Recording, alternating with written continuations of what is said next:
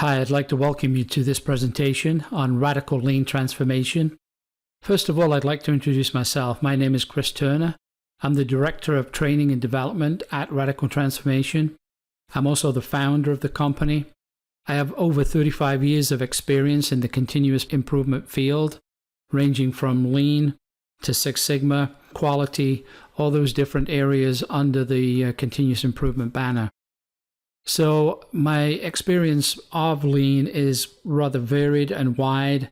I've worked with small companies and large companies, both in the USA and the UK. I've also done some work in Canada. So that gives me a pretty varied background, both in manufacturing and healthcare.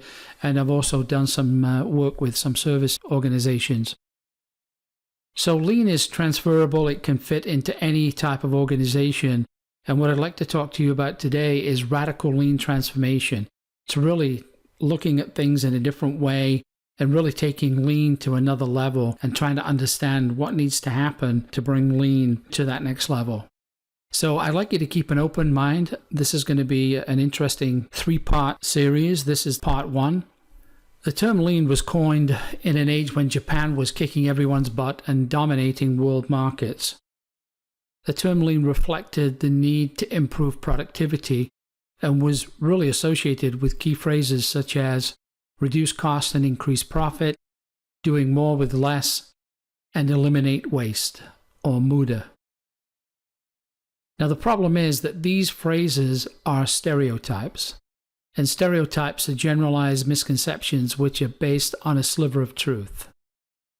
So the real problem revolves around the clear understanding to the question, what is lean?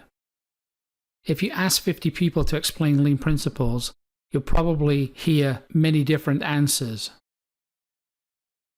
So why would you hear so many different answers when standardize is one of the core principles of lean? You see, many organizations have gone on to develop their own interpretation of lean practices and how they implement these principles into their day-to-day processes. These organizations developing their own interpretation of lean principles has led to activities being added and removed from the original core principles.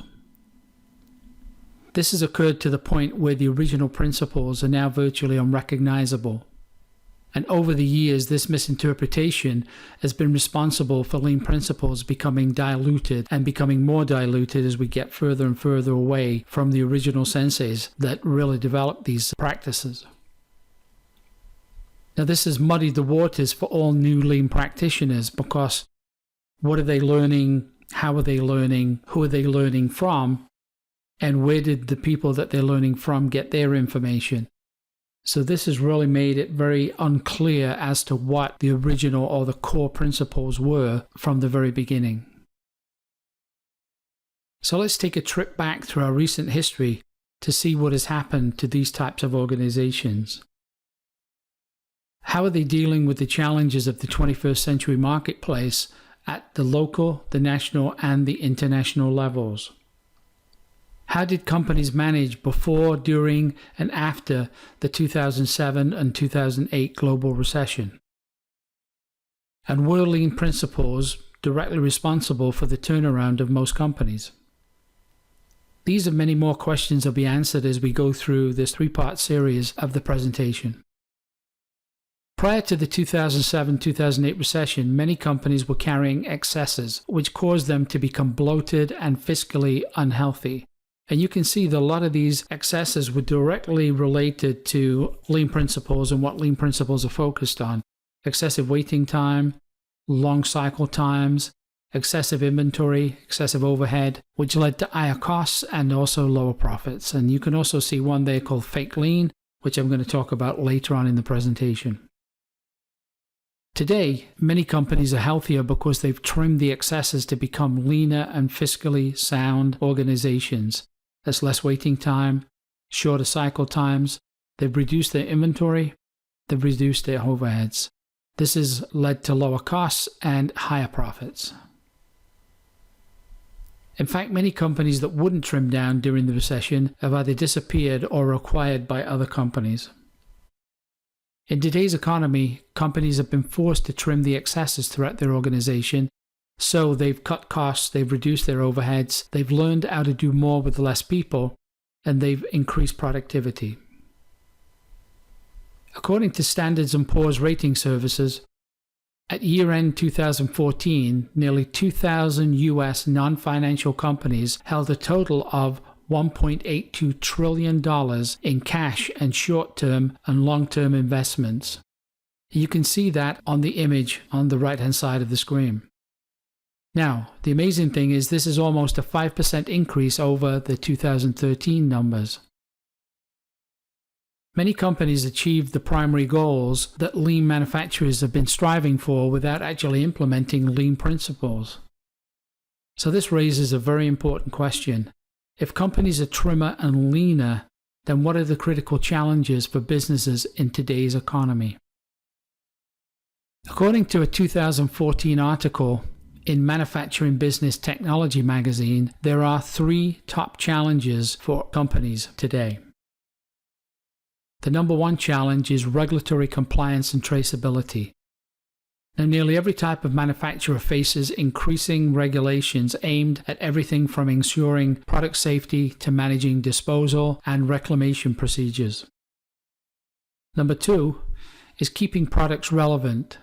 Now, the product innovations come at a dizzying pace, and manufacturers struggle to keep up. Now, as companies vie to be first to the marketplace with a new concept, the temptation to skip steps or to skimp on quality materials can be overwhelming. Number 3 is an aging workforce and the skills gap that's going to create. See, as baby boomers reach retirement age in record numbers, they're leaving the workforce and taking their hard-won skills and experiences with them. Younger workers are not readily available to replace these retirees, and those that are available don't have the necessary skills for many of the critical roles. An additional challenge was found in 2015 data that was presented by the Hays Consulting Group, which shows that many companies don't currently have the right strategies in place to respond to the challenges this brings through arguably their most critical asset, and that is their people. What they found was that firms rated highest for engaging and enabling their staff achieve 4.5 times the revenue growth of their lowest scoring counterparts, and they also see up to a 54% improvement in staff retention. The other thing that the Hays Consulting Group shows in their 2015 data is some of the questions that they asked both management teams and also the employees of the same companies. The management team said 80% of organizations place teamwork amongst their strengths. When the employees of those companies were asked the same questions, the Hays Group research reveals that close to half of the employees, that's 44%, say their teams are not adequately supported by counterparts elsewhere in the business. Furthermore, 40% don't believe that there is a cooperative culture in their organization, and more than a third, that's 35%, feel that cooperation and sharing of ideas and resources is not readily encouraged. The management team said it was that continuous training and clear communication are critical to help employees cope with changing demands. Yet only 50% of employees said that they were given enough time for training, and 43% don't believe that their company communicates openly and honestly about change. The next question, working in an agile way also requires a different way of thinking and behaving and reacting to constant change with quick decision making at the right level. A third of employees, that's 36%, feel that decisions are not generally made at the right level, and close to half, that's 46%, are concerned about the speed of decision making at their firm. Now, these are critical challenges and issues that should force every business to start to rethink and change their perceptions about the implementation of lean and continuous improvement practices to improve their processes. These critical issues are a confirmation that companies will not survive in the 21st century economy using 20th century thinking and methods. So we need to look at how companies have used lean in the past to try to understand how and why it did not produce the desired results in today's economy. This brings us to the end of the Radical Lean Transformation presentation, part 1. I look forward to seeing you in the next presentation.